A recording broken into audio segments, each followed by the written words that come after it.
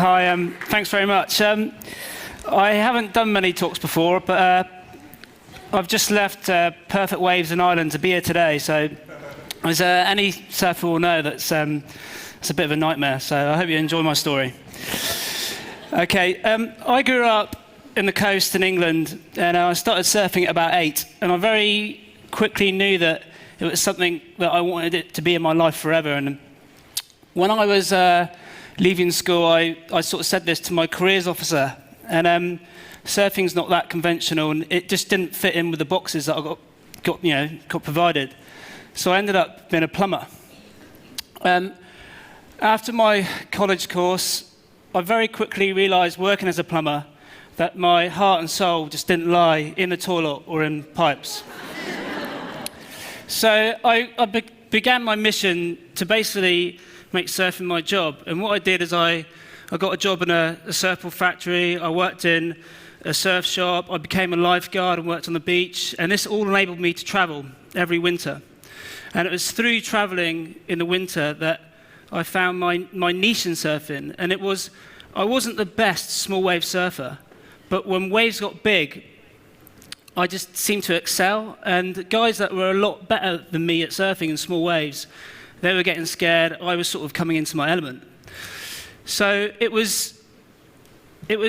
came back one winter, and I'd been watching YouTube with some guys in Hawaii, and they were getting towed into waves, like huge waves on jet skis, and it was one thing that inspired me, and I thought, right, I want to try that. And so I went to Ireland and met one of my friends. We got a jet ski, and this is me driving the jet ski, and this is the first time we ever went out. And as you can see, I was never a natural, and it was a lot harder than it looked. But after that accident, we kept on. We persevered. We trained, and we started to get a lot better. And this is actually me surfing this time, and this is on one of probably the biggest waves that I've caught in Ireland, and definitely one of the most heaviest.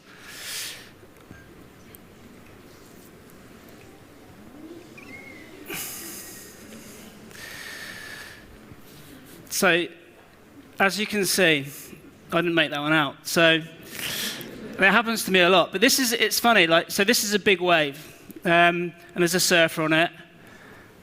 That's me there swimming. That's not intentional. I fell off from the wave before, and my jet ski driver couldn't pick me up. And at this point here, this is like what you train for. This is when you have to believe in yourself. And this is also probably the most scariest situation you'll be faced with. That's a big wave.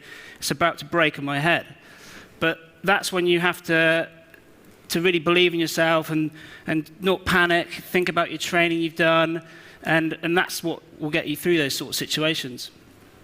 So, obviously I've surfed a lot of big waves, and I was really fortunate to get a good break, and I got some sponsorship, which enabled me to surf more and work a little bit less. But it was at this point when I actually lost all my sponsorship a couple of years ago.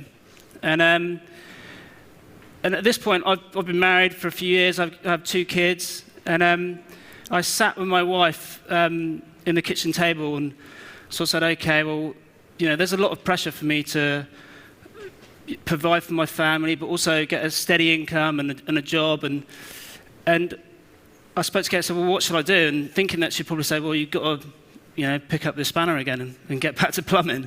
And she just looked at me and said, well, what do you really want to do? And I sort of said, well, straight away, I want to surf like the biggest waves in the world. And she said, well, you just have to make that happen then. And it was from that point there that I came up with a project with one of my friends. It was called Behind the Lines. And we planned to document a winter chasing big waves in Europe. And we managed to get some funding for it, which enabled us to travel all that winter. And it just happened so that winter we had an incredible amount of storms in the Atlantic. And on the 2nd of February, there was a huge storm which we knew would create some of the biggest waves we've ever seen in Portugal, in Nazaré. And we headed down there, and it was giant, and we had like a 4-hour session And that 4 hours out to sea, I caught one wave. And this next video is just about that wave. Set came and it was like, the type of way it was wedging up, but it was like, wasn't one of those sort of rollers. It definitely like had a kick from the canyon coming sideways, and it was like wedging. Garrett was just like, "Do you want it?" And I just looked around and was like, "Fuck yeah."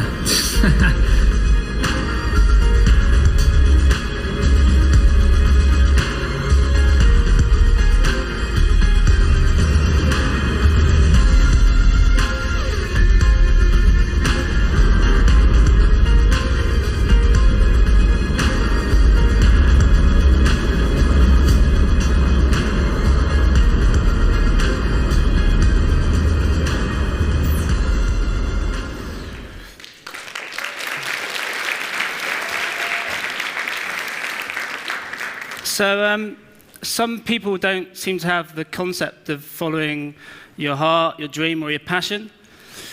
But for me, I just had to believe. Thank you.